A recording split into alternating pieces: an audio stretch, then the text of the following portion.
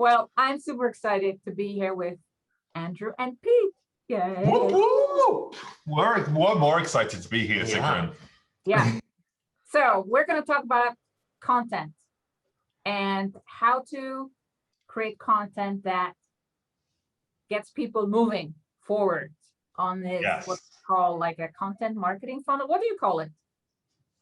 Oh, I feel like content marketing funnel is a good kind of term for it. Content marketing sales process. Getting sales. Getting sales from content. Yeah. So you guys, you create funny, entertaining, and educational content. Some people would call it edutainment, but you didn't always create content like that. So what happened that made you rethink your content strategy? We weren't getting any kind of results from the content. I feel like that is the thing that made us rethink it, right? So it was like we started, and to be honest, like looking back at the content now, I think we think to ourselves, and it's all still live on the website if you want to scroll all the way back to those first blogs, we think to ourselves like, oh, why would anybody want to read this? Why would anybody want to consume this? And more importantly, like what is this doing to actually drive sales in our business? I felt like we were doing it for the sake of doing it because we had listened to people say you had to blog and create content. So we were doing it for the sake of that. I think like we're looking back at that with hindsight now, thinking that at the time we thought our blogs were great. Yeah. But obviously, you know, the longer you go and the more you look into this, now we can look back and go, okay, that was like a 300-word blog and it, you know, it's nothing exciting. So why would anyone be interested? But I think the real driver for anyone, like, how do you know if it's good or not? Yeah. Well, the real driver is it getting engagement? Is it getting shares? Are people buying? And if not, then, well, it's not good enough. And that sounds really, really harsh. Pete's the harsh one. I don't like to say that, but if your content isn't moving the needle for you, it's not getting a reaction, then you haven't found that sweet spot yet. So keep on improving and you'll get that. Yeah. So how did you then know, like, what shifted? Like, did you just like, okay, this is crap. This is not working. Here's a blank sheet of paper. What was your content strategy? What is your content strategy?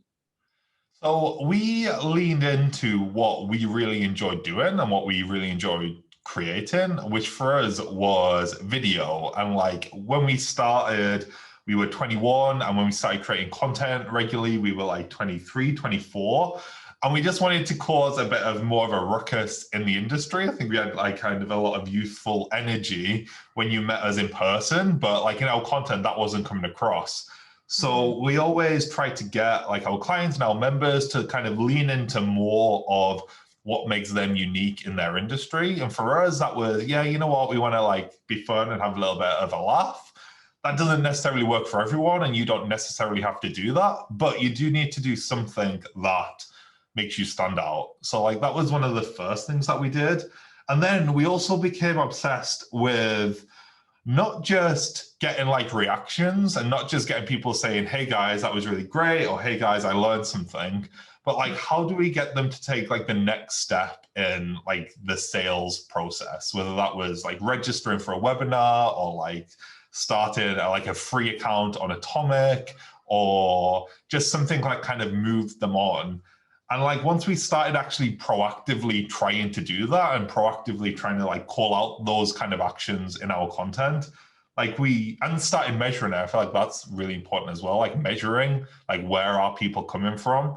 Like we saw almost not necessarily like an overnight shift, but it was definitely like a wow, okay, yeah, this is working. We're not just doing this for the sake of it anymore. Yeah. So you started shifting how you did your content, and you did something that was more fun, entertainment for you, and then you saw people move forward closer to the sale. Yeah, well, you know what? We went from doing blogs to a YouTube channel. And if anyone has ever tried to do videos, you'll know it takes freaking ages to do a video. Like we literally spent all day doing keyword research, writing a script, recording a video, editing a video, publishing a video, promoting a video, and it took all day. Whereas we used to spend maybe like, I don't know, a couple of hours, if that, on a blog, and then a few tweets about it. And, you know, I think sometimes the difference is how much effort you put into it. And if you want to write a blog, like every single year, Andy Crestodina does a content marketing report, and he asks thousands of content marketers what gets results. And year after year, the people that have strong results from their content marketing have spent above 6 hours per piece of content. So above 6 hours. Above 6 hours, and sometimes like a lot more. Like the content that he does, the amount of effort him and his team put into doing that report is over 146 hours of time and effort. But yet he gets hundreds of thousands of people coming to his website. It boosts his domain authority. People share it, people talk about it, he gets known. I'm talking about him now. Now, like advertisement for him. Yeah, it's like go check out Andy Crestodina. He's awesome. Is he your favorite Andrew? Second favorite Andrew? He's definitely my top 3 Andrews. Yeah. Okay, so do some people taking action. If someone, you know, people are watching, listening this, and they are like, okay, how do I move people? Like, what were the beyond? Okay, I spent 6 hours. I create engaging content. I'm putting effort. But how do I move them to the next step? Okay, so the key is you need to be able to know who is moving to the next step. So this is what we like to call hand raiser content, right? Because there's no point in like trying to move people to the next step if you don't know who's moving.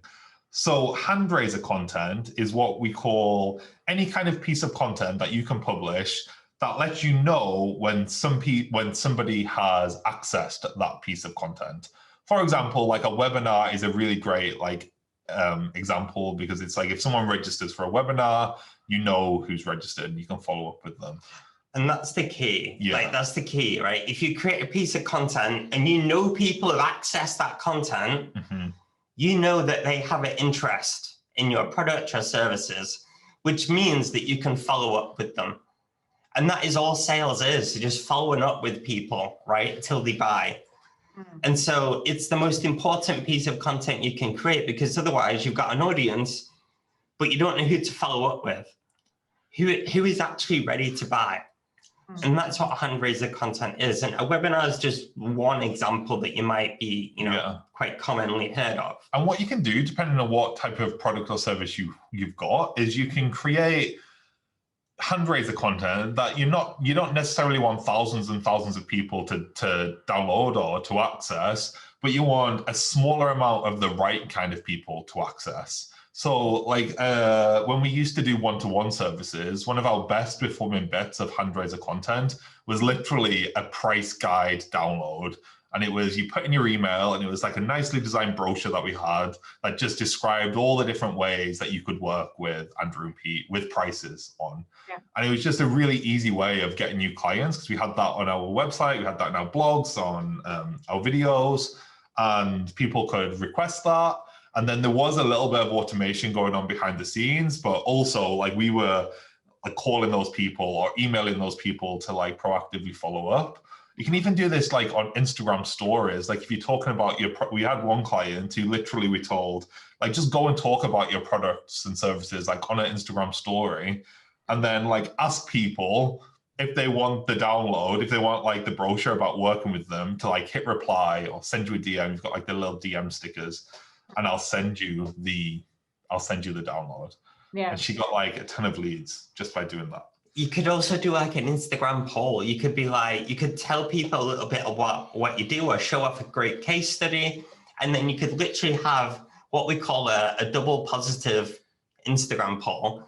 And this is where you have, rather than like, are you interested in this service? Rather than having yes and no, because who cares if it's a no? You don't really, that's not a good thing for you to want to know.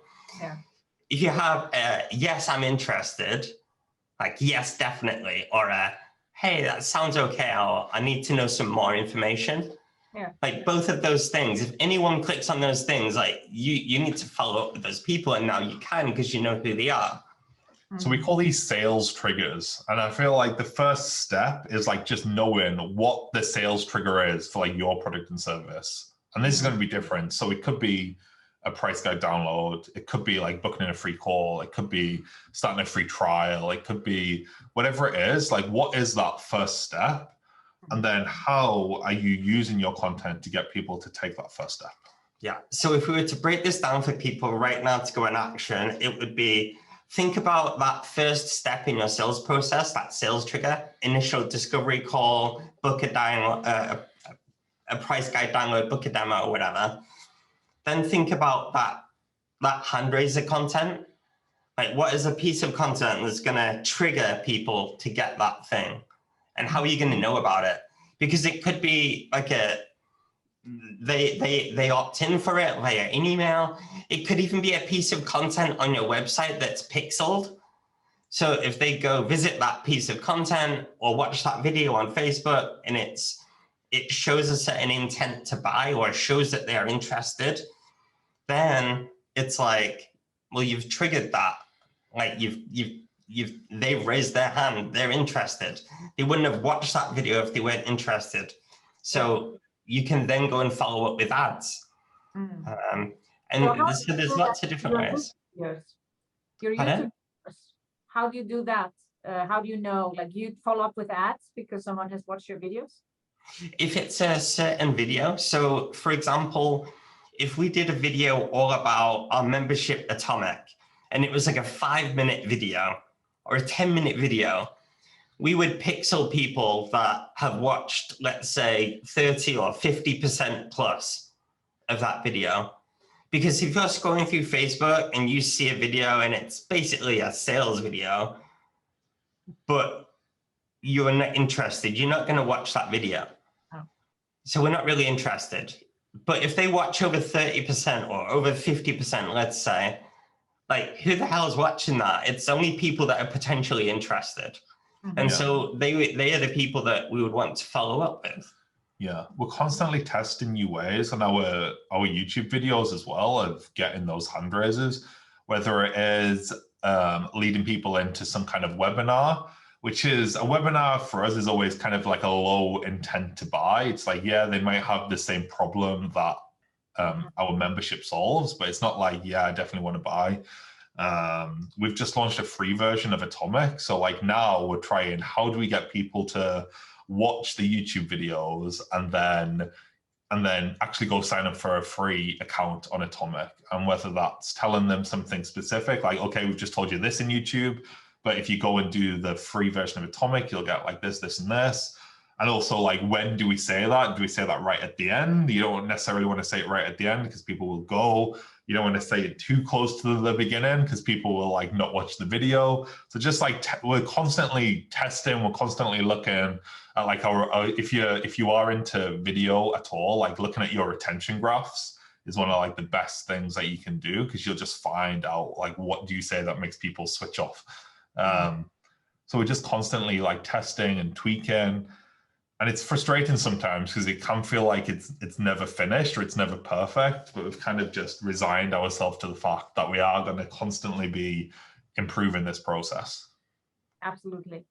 So basically, I would say that it's down, if people are not measuring, how do they know if this is working? Like, you have to be measuring. Exactly. And you know what? We weren't measuring either at first. Yeah. Like when we first started doing the YouTube channel, we were not measuring like where people were coming across us when they joined our main product, which is Atomic. But if you're not doing it, you can go back and you can work this out. So we once did just a members survey, and one of the questions was, when did you first come across Andrew and Pete? And it was like quite high, wasn't it? It was like 40 to 50% said. Like, yeah, like over 30 to 40%. The YouTube channel. And that just gave us like so much more confidence to like keep it up, and it gave us so much more drive to like be consistent, which is like the toughest thing I think when it comes to content keeping up. And it helps you as well. Like if you start your YouTube channel and you get, it takes years to build up your YouTube channel, and if you get going and you've got like 20 subscribers or like 200 subscribers, and you're kind of thinking, what is the point of all this effort?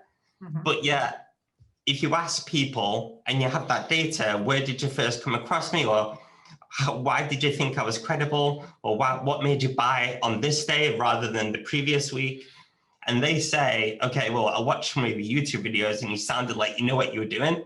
Yeah. Well, then that's working for you. Yeah, and you can be more proactive with that. Like once you've worked it out. So now it's one of the questions we ask when people join, like, where did you first come across us?